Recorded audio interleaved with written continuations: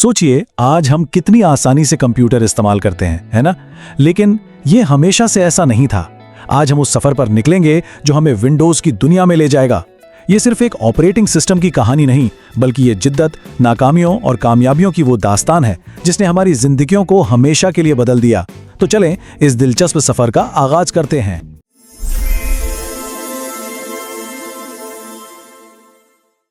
जरा तसव्वुर करें एक ऐसी दुनिया का जहां कंप्यूटर चलाने के लिए एक माहिर होना जरूरी था।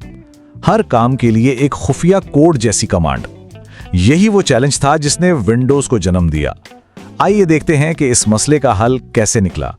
जी हाँ, बिल्कुल। हर छोटे से छोटे काम के लिए एक मखसूस कमांड टाइप करनी पड़ती थी। मतलब ऐसा समझें जैसे हर बार दरवाजा खोलने के लिए कोई जादू का मंत्र पढ़ना पड़े। ये तरीका ना सिर्फ बहुत मुश्किल था, बल्कि एक आम इंसान के लिए तो बिल्कुल ही अजीबोगरीब था। और बस यहीं से माइक्रोसॉफ्ट ने एक ख्वाब देखना शुरू किया। एक ऐसा ख्वाब जहां कंप्यूटर सिर्फ इंजीनियर्स और साइंसदानों के लिए ना हो, बल्कि हर घर में, हर आम इंसान के हाथ में हो। यही थे विंडोज के पहले कलम, कमांड्स के अंधेरों से निकलकर क्लिक्स की रोशनी की तरफ। विंडोज 1.0 ना वो बिल्कुल एक बच्चे जैसा था जो अभी चलना सीख रहा हो। ये MS DOS के कंधों पर खड़ा था और इसमें पेंट और कैलकुलेटर जैसे कैलिक खिलौने थे। लेकिन हाँ, ये बच्चा बार बार गिरता था, यानी सिस्टम क्रैश हो जाता था और इसकी विंडोज भी एक दूसरे के ऊपर नहीं आ सकती थी। समझ लें जैसे दो बच्चे एक ही खिलौने के लिए लड़ रहे हों। फिर आया वो फीचर जिसने सब कुछ बदल दिया। विंडोज 2.0 ने एक जादू सा दिखाया। अब वर्ड और एक्सेल एक साथ चल सकते थे, एक विंडो दूसरी विंडो के ऊपर। यही तो शुरुआत थी मल्टीटास्किंग की। लेकिन उस जादू ने एक बहुत बड़ा तूफान भी खड़ा कर दिया। और तूफान क्या था? एप्पल सीधा माइक्रोसॉफ्ट को अदालत ले गया। इल्जाम यह था कि माइक्रोसॉफ्ट ने उनका डिजाइन चोरी किया है। लेकिन कहानी में एक जबरदस्त ट्विस्ट आया। माइक्रोसॉफ्ट ने अदालत में कहा कि भाई एप्पल ने तो खुद हमसे मदद मांगी थी और कुछ आइडियाज इस्तेमाल करने की इजाजत दी थी।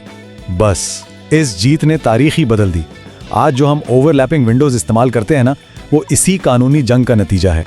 विंडोज 3.0 और 3.1 ये असल गेम चेंजर थे। इन्होंने विंडोज को आसमान पर पहुंचा दिया। पहली बार फुल कलर इंटरफेस, बेहतर स्पीड और हाँ, ड्रैग एंड ड्रॉप।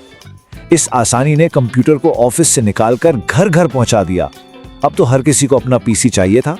तो अब हम पहुंचते हैं उस दौर में जिसने पूरी एक नस्ल को कंप्यूटर का दीवाना बना दिया। ये था विंडोज 95 का इनकलाब। एक ऐसा इनकलाब जिसने सच में दुनिया बदल दी। विंडोज 95 तो बस एक धमाका था। स्टार्ट मेन्यू, टास्क बार और सबसे बढ़कर प्लग एंड प्ले का जादू। मतलब अब प्रिंटर लगाने के लिए किसी एक्सपर्ट को बुलाने की जरूरत नहीं थी। सिर्फ तार लगाओ और काम शुरू। आज ये चीज बहुत आम लगती है, लेकिन उस वक्त यकीन करें ये किसी मौजज़े से कम नहीं थी। विंडोज 98 ने USB सपोर्ट तो दे दी, लेकिन वो थोड़ा बीमार सा रहता था। और उसका सबसे बड़ा सबूत तो लाइव टीवी पर मिला। CNN के शो में बिल गेट्स के सामने, पूरी दुनिया के सामने, कंप्यूटर पर वो मशहूर ब्लू स्क्रीन ऑफ डेथ आ गई। ये उस दौर की कड़वी हकीकत थी जिसे हर सारिफ जानता था। अच्छा, तो उसके बाद के कुछ साल माइक्रोसॉफ्ट के लिए बिल्कुल एक रोलर कोस्टर राइड की तरह थे। इस सफर में कुछ वर्जन्स तो जबरदस्त हिट हुए और कुछ इतने बुरे फ्लॉप के बस पूछे मत। और फ्लॉप की बात करें तो विंडोज ME, जिसे लोग मिस्टेक एडिशन कहते थे, और ये नाम लोगों ने प्यार से नहीं बल्कि नफरत से दिया था। ये इतना सुस्त और नाकाबिले एतबार था कि इसका अपना ही सिस्टम रीस्टोर फीचर अक्सर काम करना छोड़ देता था। कमाल है ना? लेकिन फिर सिर्फ एक साल बाद माइक्रोसॉफ्ट ने एक मास्टरपीस पेश किया, विंडोज XP। ये ऐसी जबरदस्त कामयाबी थी जिसने सारी पुरानी नाकामियों पर पानी फेर दिया। इसका वो नया लुक, तेज स्पीड और पत्थर जैसी स्टेबिलिटी, लोग इसे आज भी याद करते हैं। XP की इस जबरदस्त कामयाबी के बाद लोगों को उम्मीद थी कि अगला वर्जन और बेहतर होगा। लेकिन विंडोज विस्टा वो एक ठंडी हवा का झोंका नहीं, बल्कि एक गर्म लू का थपेड़ा साबित हुआ। उसका वो एरो इंटरफेस देखने में तो बहुत खूबसूरत था, लेकिन बेचारे कंप्यूटर्स को इतना सुस्त कर देता था कि बस। और इसका सिक्योरिटी फीचर UAC, वो तो ऐसे था जैसे हर क्लिक पर कोई गार्ड रोक कर पूछ रहा हो, हाँ भाई कहाँ जा रहे हो। तो अब वक्त था माइक्रोसॉफ्ट के लिए अपनी गलतियों से सीखने का। अब हम इस दौर में दाखिल हो रहे हैं जहां माइक्रोसॉफ्ट ने एक कमबैक किया।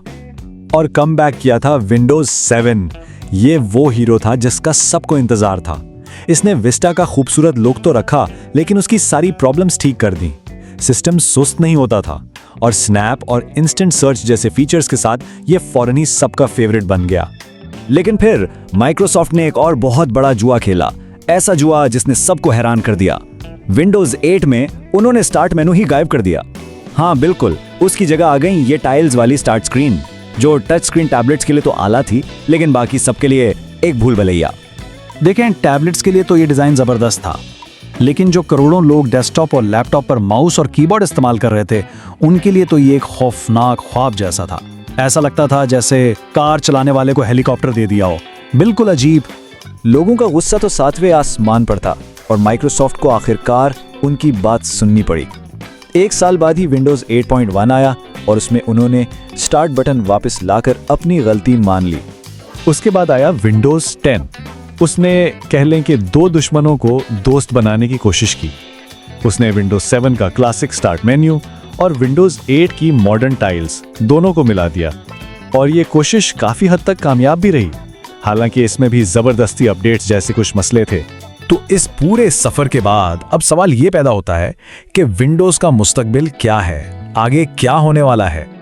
विंडोज 11 ने एक नया लुक जरूर दिया, सेंटर्ड स्टार्ट मेन्यू, नए मल्टीटास्किंग टूल्स, लेकिन सच पूछें तो ये कोई बहुत बड़ा इनकलाब नहीं था। हकीकत तो ये है कि 2024 में भी विंडोज 10 ही ज्यादातर लोग इस्तेमाल कर रहे हैं। और यहाँ एक बहुत दिलचस्प बात है, माइक्रोसॉफ्ट ने असल में कहा था कि विंडोज 10 विंडोज का आखिरी वर्जन होगा, लेकिन फिर विंडोज 11 आ गया। तो ये बात हमें सोचने पर मजबूर करती है कि इस ऑपरेटिंग सिस्टम का मुस्तकबिल आखिर है क्या? क्या ये सफर अपने इख्तिताम पर है या ये सिर्फ किसी बड़े तूफान से पहले की खामोशी है? इस बारे में सोचना तो बनता है।